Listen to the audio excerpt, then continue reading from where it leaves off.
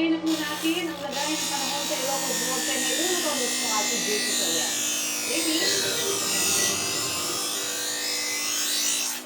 Kung nakataas ang gale warning dito sa probinsya ng Ilocos Norte at ipinagbabawal na po ang paglaot sa mga coastal barangay dahil po dito sa lagyan at nakaabantay po ang mga otoridad sa mga posibilidad ng mga pwede mangyari. Nagdarasal na po ang mga taga rito na hindi na ito sinilakas kagaya ng mga nagdaang bagyo gaya ng Egay at Lawin kung saan nga nagkaroon ng storm surge at binaha ang ilang coastal barangay. At po sa mga oras na ito, umigil lang sa dito ulan pero pabugsog-bugsog yung malalakas na ulan dito sa lugar at malalakas na po yung alon dito sa tapat po ng West Philippine Sea sa barangay Kauwakan, Lawag, Ilocos Norte. Dahil sa pag-uusip, nakataas na po ang storm signal number 2 sa Ilocos Norte at Ilocos Sur. Ibig sabihin po, delikado para sa maliliit sa bangka ang paglayag sa dagat.